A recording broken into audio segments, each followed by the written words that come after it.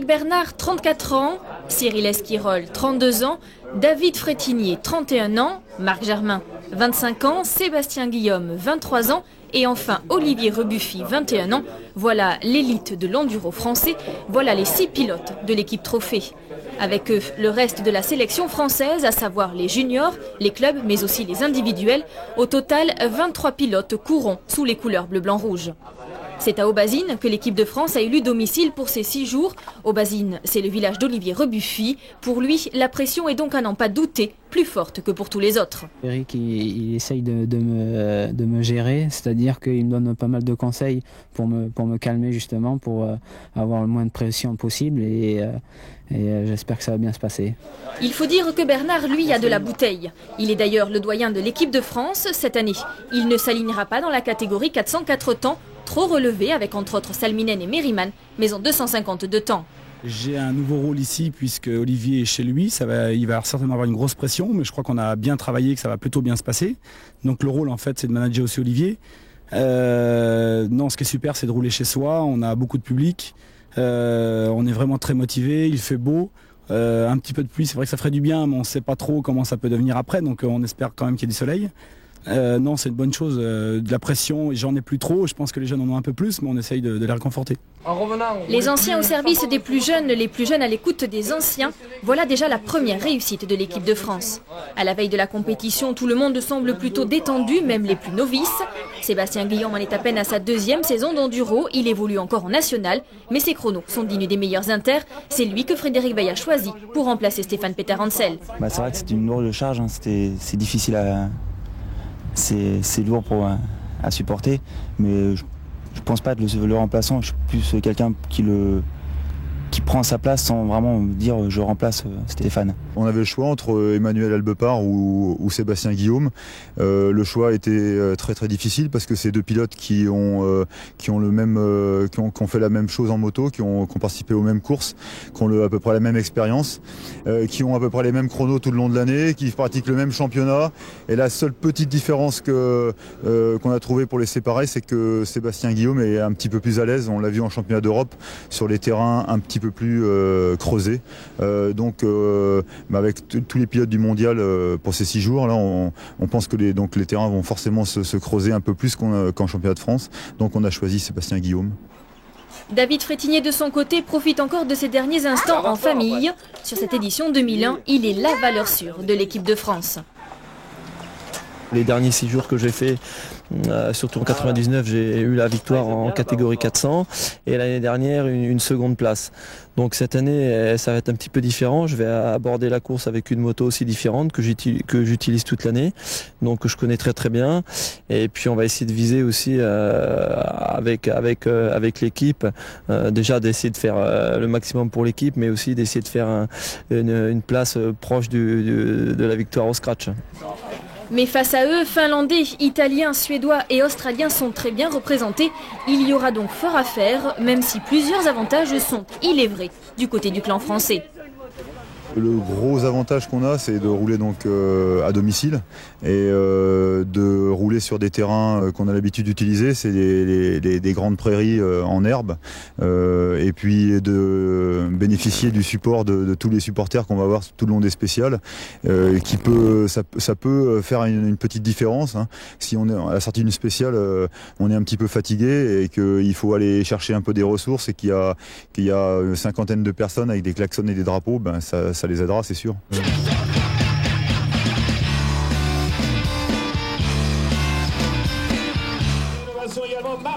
Lundi, le premier coup de kick de la 76e édition des ISDE est donné à 7h et ce sont les 125 cm3 qui s'élancent les premières.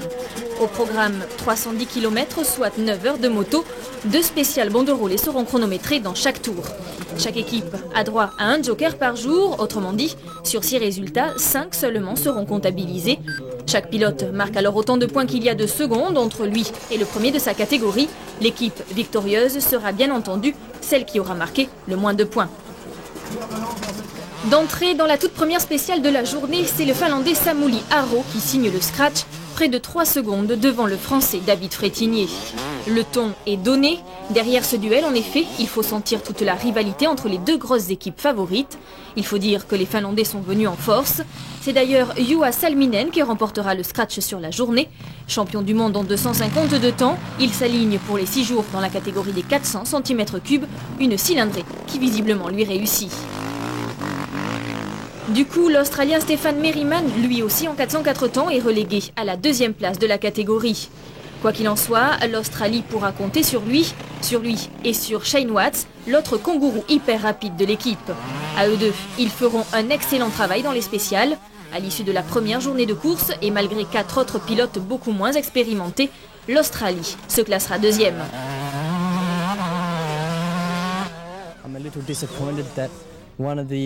Je suis un peu déçu que la spéciale en ligne ait été annulée. D'après moi, il n'y avait absolument rien de dangereux. Je trouve que les pilotes européens sont trop tendres maintenant. L'enduro, ça doit être bien plus dur que ça. Mais bon, je ferai de mon mieux et ça ira. Si les favoris sont donc exactement là où on les attendait, derrière, c'est un peu la débandade, surtout chez les Italiens. Champion en titre, il multiplie les erreurs tout au long de la journée et c'est Giovanni Sala qui ouvre le bal. Sala chute lourdement dans la toute première spéciale. Au CH suivant, il est encore bien sonné. C'est dire si la journée sera longue pour le plus français des Italiens. Sala terminera tout juste dans les 100 premiers. Je suis tombé. Et avec la tête à le sol et aussi la chatte. J'ai perdu 1 minute parce que pour départ une autre fois, j'ai perdu beaucoup de temps. Et après, toute la course, il est pas bon parce que j'ai la tête pas 100%. Et pour ça, les premiers jours de la séjour en France, très mal. Un peu plus tard, toujours dans la première boucle, Matteo Rubin enfonce le clou, il casse sa boîte et prend 22 minutes de pénalité pour réparer. Enfin, ça ne va pas fort non plus pour Mario Rinaldi, une autre valeur sûre de l'équipe italienne. Rinaldi s'en mêle dans une banderole, il perd de précieuses secondes, il sortira 80e seulement de la spéciale. Le premier tour était facile, ça me plaisait bien. Et puis les spéciales sont devenues de plus en plus vicieuses, avec beaucoup de bosses, beaucoup de poussière, des racines. Je pense que ça départagera bien tous les pilotes. Devant, pour la gagne, tout se joue donc entre les Finlandais et les Français. Au niveau des chronos, l'avantage va aux Finlandais. 4 pilotes sont classés dans les 7 premiers. Comme Salminen, Aola scratch dans sa catégorie, mais l'enduro, ce ne sont pas que des banderolés. En liaison, Samuli Aro et Petteri Silvan s'égarent. Ils écoperont respectivement de 6 et 7 minutes de pénalité. Le trophée finlandais est relégué à la 9e place. Du coup, Aro écarté en 250 de temps, c'est Frétinier qui finit premier de sa catégorie et 3e au scratch derrière Salminen et Merriman. Lui, qui ne dispute pas le mondial, prouve déjà sur la première journée qu'il a largement sa place chez les leaders. Derrière lui, le reste de l'équipe assure. Éric Bernard, pour son retour en 250 de temps, se classe 3e de la catégorie. Marc Germain, lui, enlève la 2e place en 125. À l'issue de la première journée, la France prend la tête de la compétition avec 55 secondes d'avance sur les Australiens.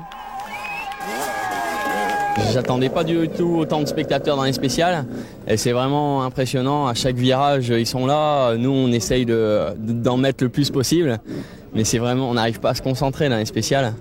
Les premières spéciales, on est pratiquement tous tombés. Bon, là, je crois qu'on va arriver de plus en plus à gérer ce phénomène, mais c'est vrai que c'est dur.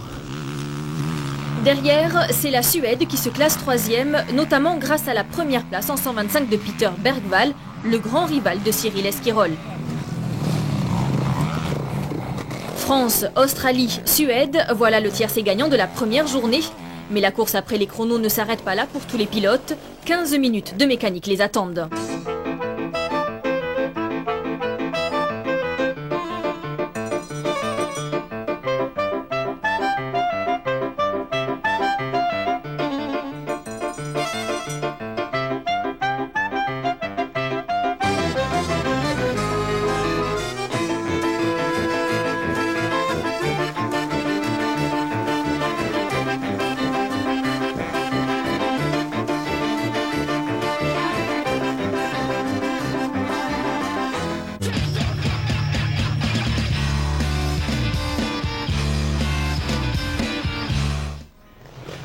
Le mardi, les spéciales sont creusées, cassantes et dégradées par rapport à la veille. C'est donc la Finlande qui s'en tire le mieux.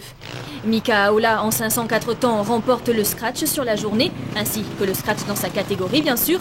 Mais ce n'est pas tout. La Finlande s'arroge 2 autres victoires de classe en 404 temps avec Juha Salminen, ainsi qu'en 252 temps avec Samuli Aro, décidément à l'aise sur tous les terrains. Aujourd'hui, le tracé était beaucoup plus dégradé qu'hier. Il y avait aussi beaucoup de poussière. Mais bon, pour moi, ça ne change rien.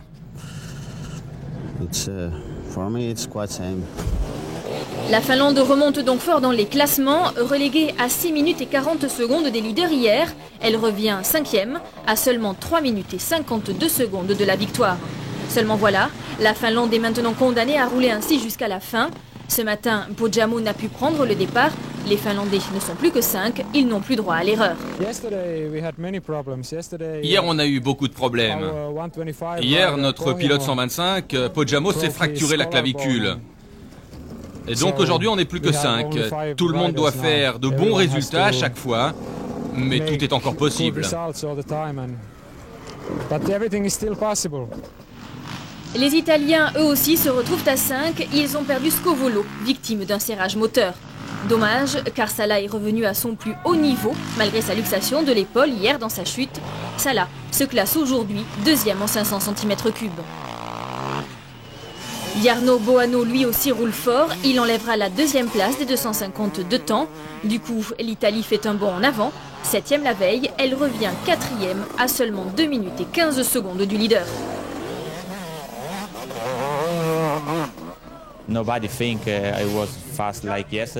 Personne ne m'attendait aussi rapide. Ça a vraiment surpris tout le monde. Pour l'instant ici je fais une bonne course, mais en championnat italien je n'ai pas été bon du tout. Avant les ISDE je suis parti en vacances et apparemment ça a été bon pour moi. Je suis content, c'est très très bien. En tête, les Français ne sont plus leaders. Étant donné la dégradation du terrain, la consigne d'aujourd'hui était de ne pas attaquer, de ne pas prendre de risques. D'ailleurs, tout le monde était mobilisé autour des pilotes, même les anciens, qui n'ont jamais hésité à faire partager leur expérience. Laurent Pidou, entre 2 tours, n'hésite pas à aller repérer les spéciales. À son retour, il dessine des petits croquis pour les pilotes, histoire de leur indiquer la meilleure trajectoire. Ça les rassure, ils savent que si on leur dit de passer là, c'est que c'est la bonne trajectoire. Et même s'il y a des personnes dans le public qui vont leur dire de passer, par exemple, on leur a dit de monter à droite ou de recouper ce virage-là, s'il y a du public qui leur dit de passer ailleurs, non, ils iront là, comme ça ils sont sûrs que c'est la bonne trajectoire parce qu'ils ont confiance en nous, ils savent bon, qu'on a su faire de la moto et voilà. Malheureusement, les conseils ne peuvent pas tout prévenir. Olivier Rebuffi, l'enfant du pays, est un peu à la peine, du moins en deçà de ses capacités. Mis à part David Frétinier et Sébastien Guillaume, qui finissent 3e et 4e des 252 temps, aucun pilote français ne réalise de coup d'éclat. Mais les tricolores ne s'inquiètent pas, ils s'étaient préparés à une telle journée. On savait pertinemment qu'aujourd'hui ça allait être très difficile. C'est des conditions où les autres ont plus l'habitude de rouler que nous. Donc bon, pour mon cas, j'ai essayé de bien gérer ma course. Ça s'est assez bien passé. Pour les autres, ça a été un petit peu plus difficile. Mais je crois que la journée finalement est loin d'être dramatique. Tout le monde est rentré en bonne santé. Ça, c'est principal. Les motos fonctionnent aussi très bien. Donc ça permet d'aborder une 3e journée dans des bonnes conditions avec un nouveau terrain. Donc je pense que demain soir, j'espère, ça sera encore en notre avantage. Après 2 journées, la France perd la tête de la course et se retrouve 2e à 3 secondes des nouveaux leaders, les Suédois. En effet, Peter Bergvall remporte de nouveau la catégorie de 154 temps. Richard Larsson, le numéro 12, se classe lui 2e des 125 cm3. Bref, les Suédois assurent, profitent des contre-performances des Français et prennent la tête. L'Australie, elle, rétrograde de la 2e à la 3e place, derrière la Suède et la France. Pourtant, les ténors de l'équipe ont assuré. Shane Watts, au-dessus du lot dans sa catégorie, s'impose au commandement des 125. Merriman, lui, confirme ses résultats de la veille, 2e des 400 cm3 et 3e du scratch. C'est derrière que les résultats ne suivent pas vraiment. C'est une course par équipe, on est 6 et on doit absolument tous finir. Il faut qu'on fasse très attention, qu'on ne fasse aucune erreur parce que ça peut très vite devenir désastreux pour l'équipe. Mais bon, c'est comme ça, tout le monde doit attaquer très fort pour l'équipe. Les 4 juniors français, quant à eux, se défendent bien. André, Albepard, Mickaël et Mémy roulent sur les traces de leurs aînés et assurent pour le moment un podium. Après 2 jours de course, ils sont 3e à 2 minutes 15 secondes des Suédois. Il faut dire que chez ces derniers, Gustafsson a remporté la catégorie 125 la veille. Un adversaire de poids donc pour les juniors français. C'est même surprenant qu'un aussi bon pilote ne roule pas en trophée.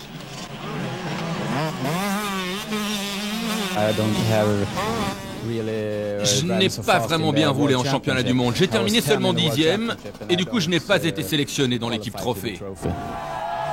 Notez qu'en club, enfin, ce sont les Français qui prennent la tête. Alguet, Porte et Després sont leaders après les 2 premières journées.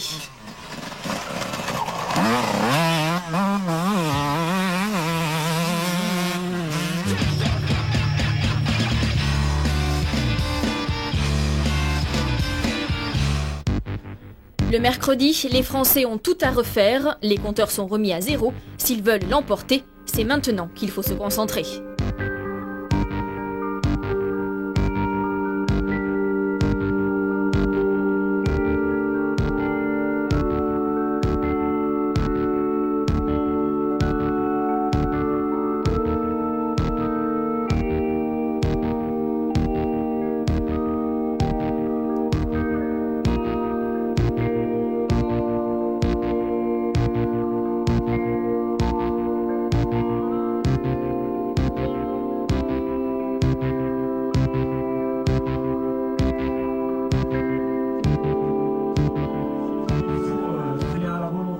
Troisième jour de course et nouvelle boucle, 292 km sont à parcourir, soit 8 heures de moto. Au programme, 2 banderolets et une ligne qui ne sera chrono qu'au 2e tour. Mais ce que le parcours a de particulier aujourd'hui, c'est qu'il passe par Aubazine. Pour ceux qui l'ont déjà oublié, Aubazine, c'est le village d'Olivier Rebuffi, le plus jeune pilote de l'équipe de France. Ici, la moto, c'est presque une religion. D'ailleurs, tout le monde s'y intéresse, de près ou de loin. Ça lui plaît. Et à vous ? Moi, jamais ça m'a plu les motos. Ça vous a jamais plu ? Non, non. Autant j'aimais faire de la voiture que les motos, ça ne m'intéressait pas. Mais regarder rouler les pilotes, ça vous plaît ? Ah oui. Et pourquoi ? Parce que c'est venu à voir. Tout au long de la journée, les fans d'Olivier se succéderont sur la place du village. Et s'il y en a bien une qui va faire plusieurs fois la navette, eh bien c'est Maria, la maman d'Olivier. Entre le restaurant, le bar et le CH, Maria n'aura pas une minute à elle.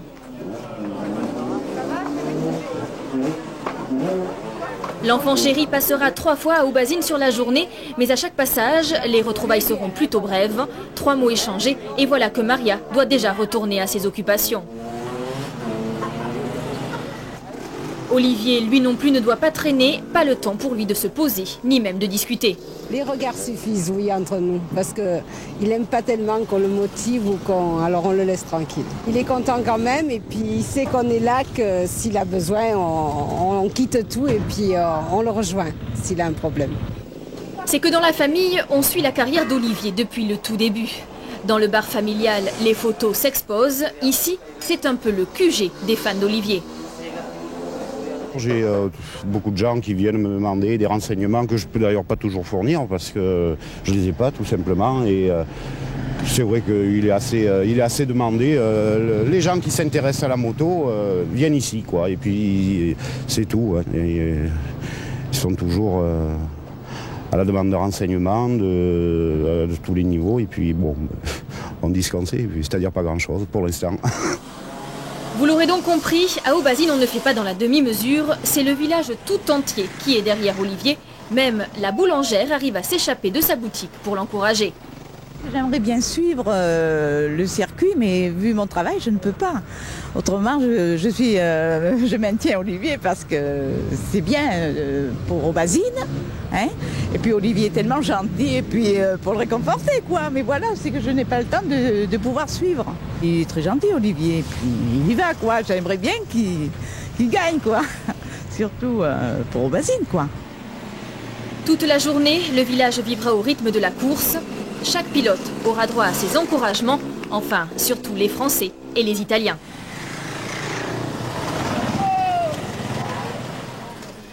Du côté de la course, sur la journée du mercredi, la France revient fort. Il faut dire que la consigne est d'attaquer. Alors bien sûr, quelques chutes sont à déplorer, comme celle de Guillaume par exemple, dans la deuxième banderolée. Mais les résultats sont là. Les Français, toujours au nombre de 6, reprennent la tête de la course. Malgré sa chute, Guillaume termine 3e des 250 de temps. C'est Frétinier qui, pour la deuxième fois, remporte le scratch dans cette catégorie. En 125, Marc Germain déploie son talent qu'il avait déjà montré en mondial. Il enlève la deuxième place chez les 125, de nouveau derrière l'Australien Shane Watts. Le numéro 24 continue donc de squatter la première place des 125, tandis que son coéquipier Merriman défaille un peu dans la ligne. Le champion du monde en 404 temps n'enlève en effet que le 13e temps. Quoi qu'il en soit, Merriman est le roi dans la deuxième banderolée. Il y enlève le meilleur temps à chaque passage. À mi-course, l'Australie conserve sa 3e place avec près d'1 minute et 10 secondes de retard sur les Français. Les Suédois, eux, passent de la première à la 2e place, même si l'homme fort de l'équipe, Bergvall, signe de nouveau le scratch en 254 temps. Depuis le début, il n'a rien concédé à ses adversaires. 3 scratchs possibles, 3 scratchs enlevés. Bergvall peut garder le sourire. Je me sens vraiment bien aujourd'hui. J'ai un très bon feeling avec ma moto et j'espère que ça va durer. Seulement voilà, Hermansson, Carlsson et Lind ne peuvent pas en dire autant. Seul Anders Eriksson en fait sauve l'honneur derrière Bergvall. Le multiple champion du monde n'est pas du genre à plier. Dans la catégorie des 504 temps, il est d'ailleurs un des gros leaders. À mi-course, la Suède ne compte que 33 petites secondes de retard sur la France. Mais ce qui marquera cette 3e journée, ce sont les performances des Finlandais. L'équipe scandinave prouve encore une fois qu'elle est largement favorite dans cette compétition. Salminen est toujours leader en 404 temps. C'est lui qui, comme lundi, remporte le scratch sur la journée, toutes catégories confondues. Aola, lui, signe le scratch en 500, juste devant son coéquipier Tiainen. 9e après la première journée, les Finlandais sont maintenant 4e à seulement 3 minutes des Français. Du côté des Italiens, descendus en 5e position, on ne peut manquer de souligner le scratch de Giovanni Sala dans la spéciale en ligne. À 35 ans, le vieux briscard offre encore une belle leçon de pilotage.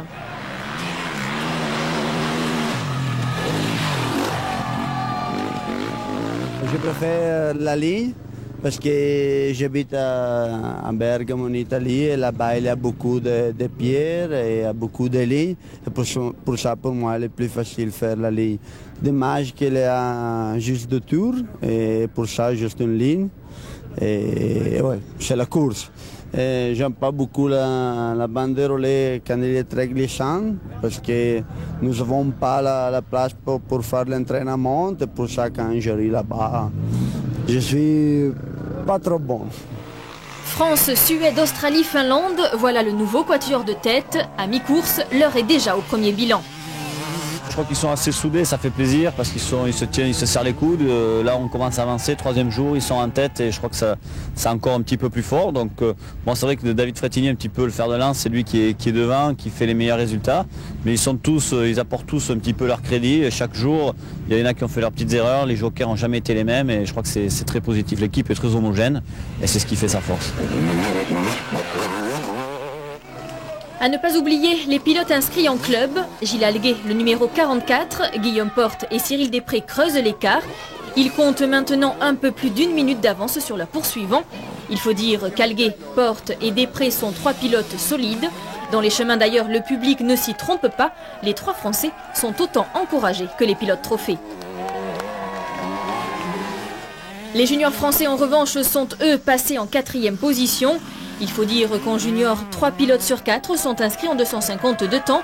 Or, c'est aussi la catégorie dans laquelle sont inscrits le très rapide Frétinier, le très expérimenté Bernard et enfin le très prometteur Guillaume. En toute logique, les secondes gagnées d'un côté sont donc perdues de l'autre. Pour les juniors français, la bagarre est chaque jour plus difficile.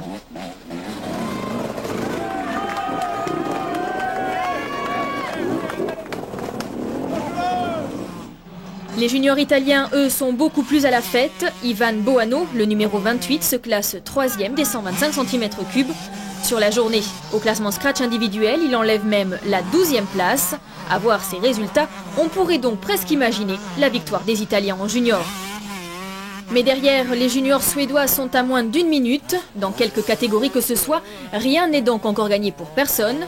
Le cap de la mi-course est maintenant passé et aucune équipe n'a pris de réelle option pour le titre. Les 3 jours à venir s'annoncent décisifs.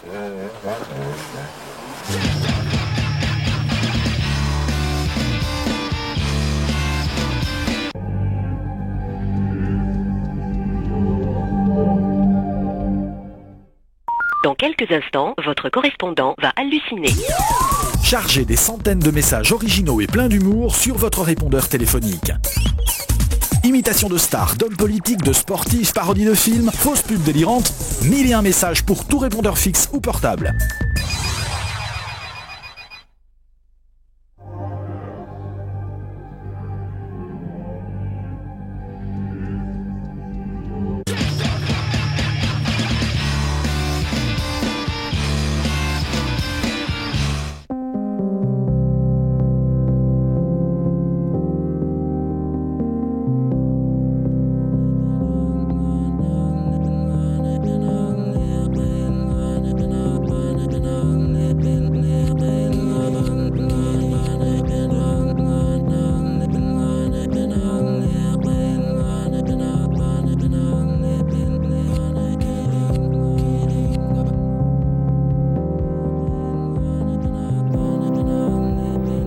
Jeudi, 4e jour de course, le parcours est le même que la veille, mais cette fois-ci, les pilotes devront le prendre en sens inverse. De mémoire d'enduriste, la 4e journée est toujours celle qui fait le plus de dégâts. À Brive en plus, la pluie est au rendez-vous. Le tracé est boueux, gras, et les premiers à y passer sont très désavantagés. Les pilotes inscrits en club sont en effet ceux qui partent derniers. Ils n'en finissent donc pas d'améliorer les temps des pilotes inscrits en trophée. Jugé plus tôt, la 3e place des 125 revient à Gilles Alguet. Gilles Alguet qui, rappelons-le, court aux côtés de Guillaume Porte et Cyril Després. À eux trois, ils représentent l'un des clubs de l'équipe de France et justement, ils sont en tête dans le championnat des clubs. Aujourd'hui, ils ont tous les trois terminé dans les 30 premiers au scratch. Porte, le pilote gaz-gaz, a même terminé 5e des 252 temps. Mais revenons au trophée puisque c'est là que se joue le titre suprême. Et justement ce titre, eh bien, les Finlandais peuvent lui dire adieu. Déjà privés d'un pilote et donc réduits à 5, les Finlandais accusent le coup et doivent composer avec l'abandon d'un nouveau pilote. Salminen, le fer de lance de cette équipe, mais surtout le leader du classement scratch individuel, est contraint à l'abandon sur casse moteur. Après 4 jours de course et déjà réduit à 4, les Finlandais perdent donc tout espoir de victoire et ce ne sont pas les excellents chronos d'Aola et Tiainen qui y changeront quelque chose. Aola scratch en effet de nouveau dans sa catégorie, les 500.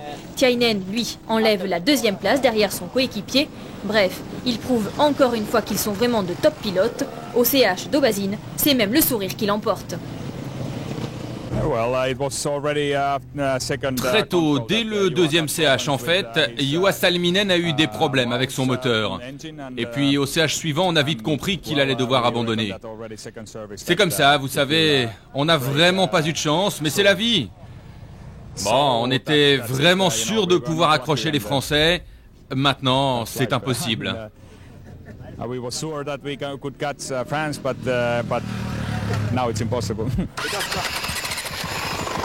Maintenant, à l'abri d'un retour des Finlandais, les Français peuvent un peu souffler.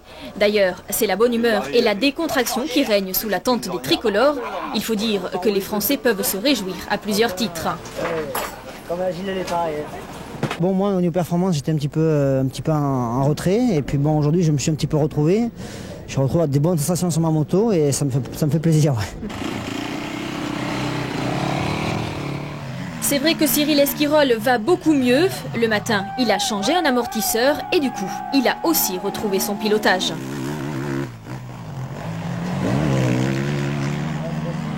Dans la toute dernière spéciale de la journée, il fait enfin un meilleur temps que Bergvall, son grand rival, celui qui depuis le début des 6 jours est largement devant.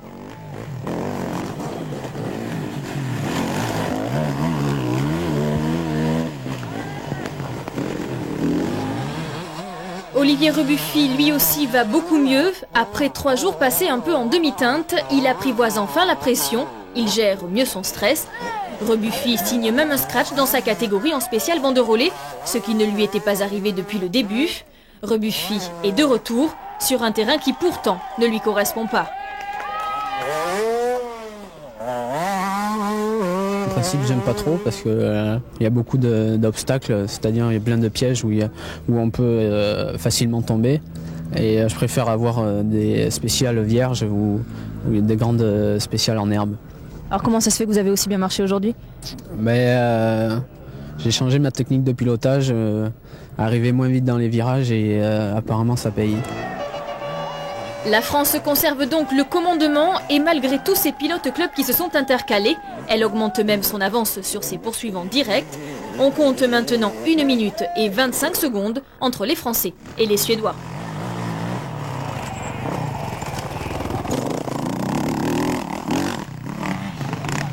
Il faut dire que si Bergvall s'est incliné devant Esquirol dans la dernière banderolée sur la journée, c'est encore le numéro 376 qui scratche dans la catégorie.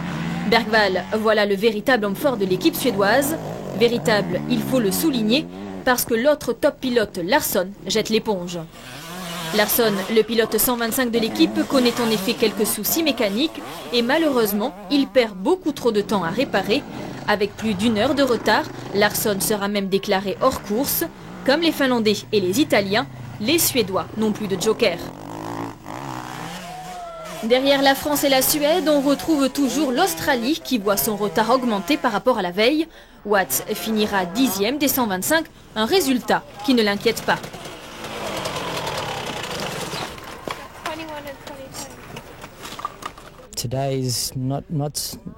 Aujourd'hui, c'est sûr, ce n'est pas mon meilleur résultat. Mais bon, j'ai terminé premier les 2 premiers jours et la course c'est 6 jours. Il en reste encore 2. Demain, je ferai mieux.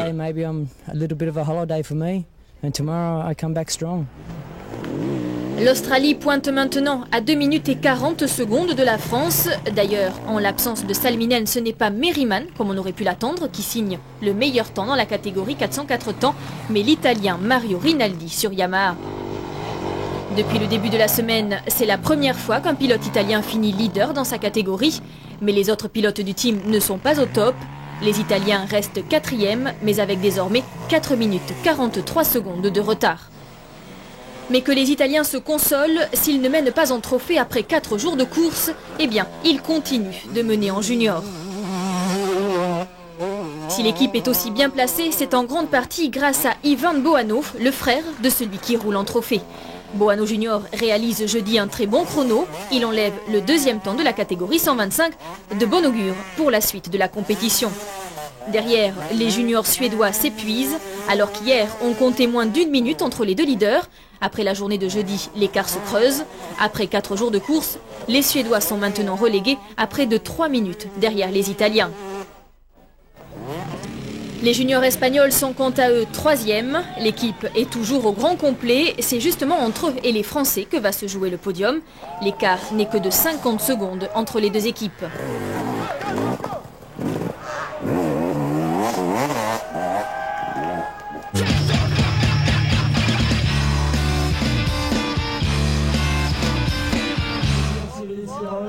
Vendredi, les pilotes partent pour leur dernière journée d'enduro avant le cross final.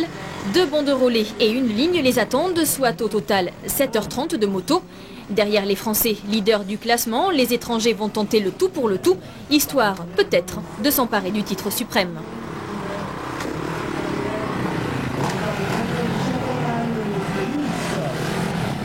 Seulement voilà, vendredi, la France se surpasse. Dans la première spéciale banderolée, Marc Germain profite de son heure de passage. Du coup, pour lui, la spéciale est quasiment vierge. Germain se régale, il peut faire sa trace dans l'herbe. Sur le reste de la journée, Germain restera tout aussi performant. C'est lui qui remportera le scratch individuel. Ce matin, j'étais très prudent à la première spéciale, il a plu, j'ai eu quand même de la chance, je suis passé devant, donc elle était très propre. J'ai fait un super temps, je crois que c'est là où j'ai fait un peu la différence. Puis je commence à sentir de plus en plus de sensations sur la moto, je me sens vraiment à l'aise. Donc ça l'a fait, je suis content parce que ça me tenait à cœur quand même de faire une bonne journée. Alors que depuis le début, j'étais quand même un peu en retrait. Donc je suis vraiment content, en plus l'équipe, tout le monde a bien roulé. Donc je pense que ça va le faire, il va falloir serrer les doigts un peu et puis ça va le faire. Pour la première fois depuis le début de la semaine, la France signe 2 scratchs, l'un en 125 donc, et l'autre en 250 bien sûr, avec Frétinier. Le pilote Yamaha avait décidé d'attaquer et ça paye plutôt pas mal. L'équipe de France est au top, l'équipe de France est en forme. À la veille du cross final, l'effectif est encore au grand complet et aucun problème mécanique n'est venu couper l'élan des pilotes. Mais du côté des tricolores, on ne s'emballe pas pour autant. On reste vraiment concentré, on continue d'attaquer. Le fait d'attaquer dans les spéciales, ça permet justement de rester bien dedans, bien concentré, de faire des bons chronos pour essayer d'augmenter notre avance pour le cross final. Parce que le cross final, on n'est jamais très sûr de ce qui peut se passer. C'est des parts en groupe. Donc vraiment, plus on aura d'avance, mieux ça sera, quoi. Ces consignes, tous les pilotes français essaient de les respecter et de les appliquer de leur mieux. Pour le moment, la France semble donc bien épargnée, ce qui n'est pas le cas de ses adversaires. L'Australie passe de la 3e à la 5e place et pour cause, c'est Merriman qui sera le joker du jour. Au départ le matin, il perd 56 minutes avant de démarrer. Du coup, les Australiens sont obligés de compter le retard de Watts. Le pilote 125 en effet chute lourdement en spécial et perd 5 bonnes minutes avant de repartir. Sans ces 2 gros leaders, l'Australie prend cher sur la journée. L'équipe en effet doit prendre en compte les résultats de ses jokers habituels, à savoir Damien Grabham ou encore Brad Willis-Croft. Après 5 jours de course, l'Australie compte 16 minutes et 40 secondes de retard sur la France. C'en est terminé pour elle. Le podium vient de lui échapper définitivement.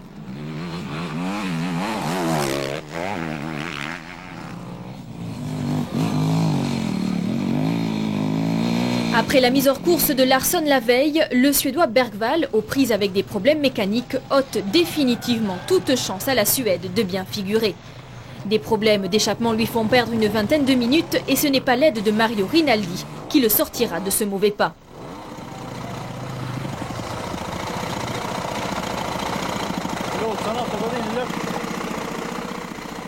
Mais le plus embêtant, c'est que le team a déjà utilisé son joker.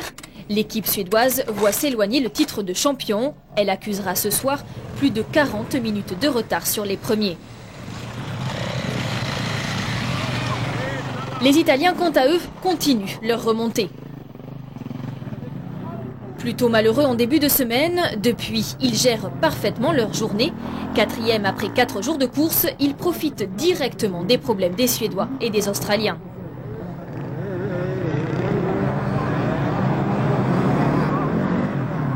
Après avoir pointé 7e, 4e, 5e, puis de nouveau 4e, l'Italie se retrouve 2e à la veille du cross final à 7 minutes des Français.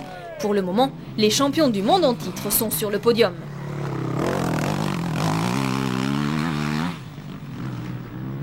Derrière, surprise, c'est l'Espagne qui complète le trio de tête. Autant dire que Romain, Arpa, Colomer et les autres auront à cœur de conserver cette 3e marche du podium à l'issue du cross final. Depuis le début de la compétition, les Espagnols ne font pas grand bruit, mais les 6 hommes sont constants et réguliers. Dans l'équipe, aucune casse, aucun abandon ne sont à déplorer. Si demain, le cross final ne fait pas de gros dégâts, alors ils seront sur le podium. Bravo!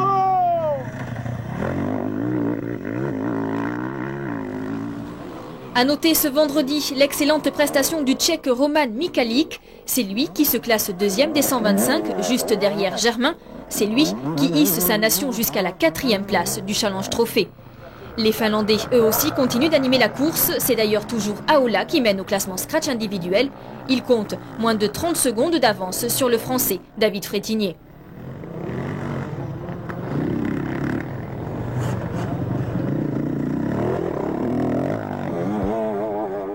À la veille du cross final, les Français sont donc leaders du trophée, mais aussi des clubs.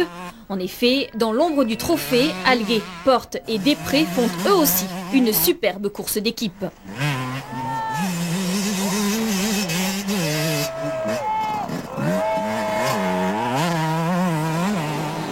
Malheureusement, on ne peut plus en dire autant des juniors français. Du côté des moins de 23 ans, ce sont les Italiens qui continuent toujours d'assurer devant les Suédois et les Espagnols. Les 5 jours de spécial et de liaison sont maintenant terminés pour tous les pilotes encore en course. 5 jours de pur bonheur pour certains, 5 jours de galère pour d'autres.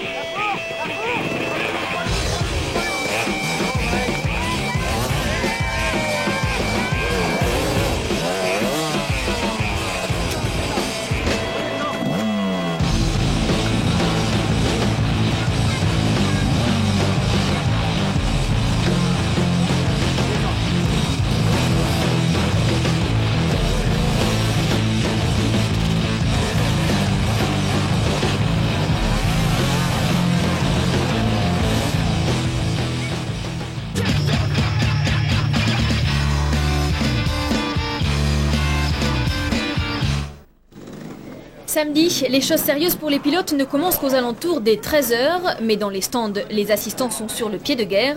S'ils ne participent pas directement à la course, ils sont pour beaucoup dans les résultats de chaque équipe. Ils passent plus de la moitié de leur temps à attendre. Eux, ce sont les amis, les assistants, les mécanos. On est tous là pour faire gagner l'équipe et moi j'ai eu la fonction, comme fonction de donner les temps et il faut pas. La course n'est pas terminée en fait. La course ça sera terminée ce soir quand le drapeau damier sera baissé et pour l'instant on n'a pas le droit de faire pointer un pilote en retard donc voilà il faut s'en occuper sérieusement quoi. La pression elle est depuis le matin au lever parce qu'on n'a pas le droit de les faire lever en retard, les faire pointer en retard déjà au départ et du matin au soir c'est la pression. Même la nuit on y pense. À Uzerche, en plus, le dernier jour, c'est un peu la panique. Avant l'épreuve ultime, 9 pilotes ravitaillent en même temps. Ils doivent tous changer leurs pneus arrière en vue du cross final. Mais comme à chaque CH, tout est parfaitement orchestré, le mécanicien devient assistant. C'est le pilote qui fait tout. On a le droit de lui préparer tous les outils, on n'a pas le droit de toucher à la moto, on a juste le droit de nettoyer la moto où il y a les sponsors et mettre l'essence. Point final. C'est plutôt reposant d'être mécano sur un enduro? Non, non parce qu'il y a tous les préparatifs à faire avant où il faut préparer tout le matériel pour qu'il manque de rien quand il arrive. Le temps, les chronos, voilà l'obsession des assistants. Manu, 2 minutes, Guillaume, 2 minutes, Marco, 2 minutes, Cyril, 3 minutes, Jean-Étienne, 3 minutes, Damien, 4 minutes de travail. Sur la durée totale des 6 jours, tout ce petit monde n'aura pas vu grand-chose de spécial. Mais peu importe, participer d'aussi près à une si grande course, c'est déjà une belle expérience. C'est souvent les suiveurs qui nous donnent les résultats des coureurs et puis ils sont quand même relativement accessibles les pilotes donc on peut leur demander, on leur demande comment ça s'est passé, s'ils sont satisfaits, s'ils sont pas contents et en plus souvent on le voit au visage parce qu'on les voit le matin au départ et puis on les voit tout au long de la journée. Donc il y en a qui arrivent avec le sourire quand ils ont un bon temps puis il y en a c'est un peu plus tendu quoi mais c'est vraiment bien quoi. Enfin, l'heure tant attendue est arrivée. Le dénouement de la 76e édition des ISDE est proche. En trophée, les Français comptent 7 minutes d'avance sur les Italiens, une marge suffisante pour ne pas les obliger à attaquer lors du traditionnel motocross final. Germain et Rebuffi sont les premiers Français à partir. Pour eux, pas question donc de prendre des risques inutiles. Ce n'est pas le moment de laisser filer la victoire. Le numéro 20, Olivier Rebuffi, terminera 6e de sa manche, tandis que Marc Germain, lui, se classera 8e. Gilles Alguet, en revanche, risque gros sur cette manche. Dans le tout premier virage, il chute et repart bon dernier. Un coup dur pour les Français en tête du Challenge Club. Mais sur les 6 tours, Alguet va donner tout ce qu'il peut et remonter de la 28e à la 14e place. L'honneur est sauf. En tête dans cette manche, c'est la bombe Watts qui s'impose sans surprise. Le numéro 24 mènera jusqu'à la fin des 6 tours, c'est lui qui l'emportera. Au final, sur les 6 jours, l'Australie échoue juste au bas du podium. Les Australiens finissent 4e. Quand les 250 de temps se présentent sur la ligne de départ, la tension monte. Les Français du trophée sont à 15 minutes du bonheur, les Français du club aussi. Et c'est Frétinier qui fait le all shot. L'ancien crossman est remonté comme jamais. Son objectif, empocher définitivement la victoire par équipe, mais aussi accrocher le scratch individuel sur les 6 jours. Mais dans le premier tour, Haro le passe et c'est dans cet ordre que les deux leaders resteront jusqu'à la fin de la manche. Derrière, le reste des troupes françaises assure, en trophée comme en club. Guillaume Porte, le coéquipier d'Alguet, terminera 4e, juste devant l'Italien Boano. Després, Porte et Alguet ont rempli leur contrat. La France est championne du monde du Challenge Club.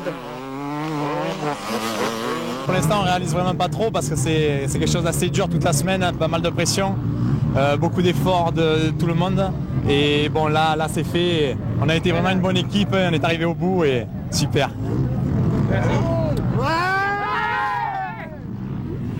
Voilà pour les clubs. Du côté du trophée, c'est aussi grand, si ce n'est plus encore. À l'arrivée de cette manche et avant même que Cyril Esquirol ne prenne le départ, les Français sont assurés d'être champions devant les Italiens et les Espagnols. Voilà une victoire que les plus jeunes auront du mal à apprivoiser. Je tremble un peu, je réalise pas un peu ça tout de suite, mais bon, jour à venir, on va fêter ça et c'est super. Franchement, c'est dur. Enfin, moi, je suis pas trop émotif, mais enfin, c'est vrai que ça fait pas mal de travail tout l'été à la place de sortir, d'aller à la plage. Je pense que tout le monde a trimé, s'est entraîné, toute une équipe bien soudée. Je pense surtout, c'est ce que je disais hier, il y a un noyau dans cette équipe, il y a vraiment une vie dans l'équipe, et c'est ça, je pense, qui est vraiment le plus beau.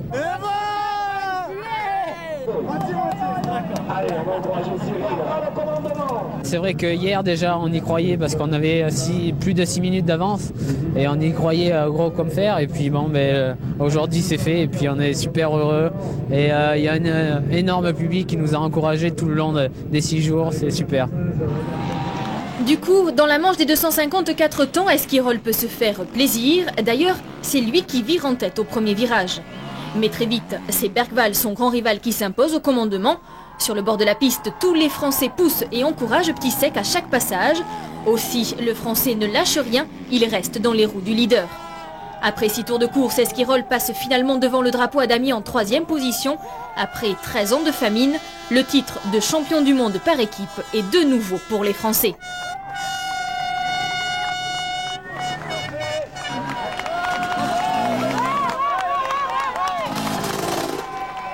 À l'arrivée, un seul homme manque à l'appel. Embrassade et tour d'honneur se feront sans lui. Je pense que je crois que j'ai pleuré un petit peu. C'était assez émouvant. J'ai jamais été champion du monde en tant que pilote, je le serai jamais, mais voilà, c'est pareil, c'est aussi beau.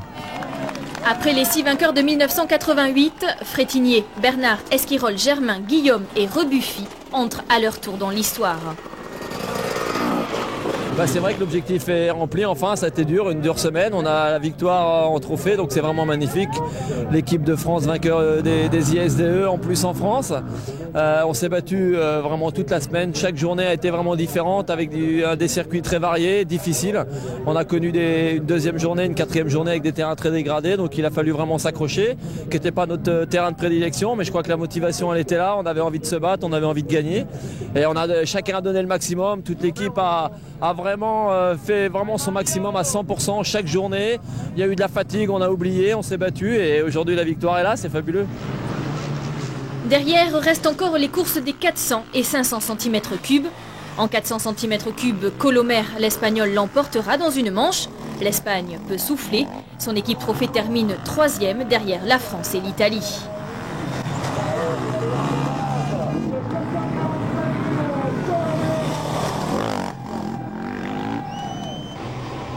Enfin, en 504 temps, c'est Mika Ahola qui sera à l'honneur et surtout attendu au tournant. Bien sûr, l'équipe finlandaise n'enlèvera aucune victoire collective à l'issue du cross final. En revanche, Ahola, lui, est en passe de remporter le scratch individuel. Depuis la casse de Salminen jeudi, c'est lui qui a récupéré la première place. Ahola l'emporte devant David Frétinier, une consolation pour l'équipe finlandaise.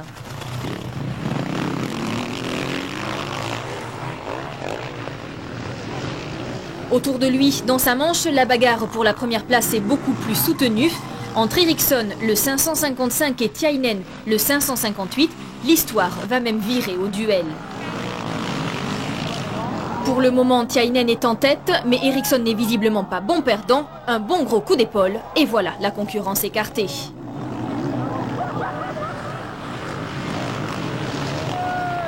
Dommage qu'à un tel niveau, la victoire ne se gagne pas à la régulière.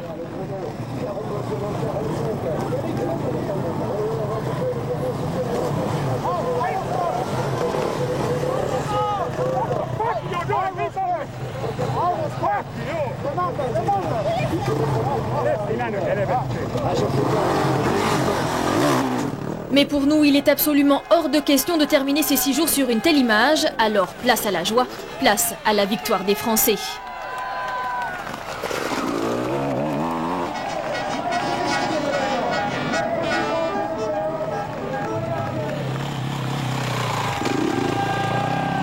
C'est énorme, surtout qu'il s'agit d'une course par équipe.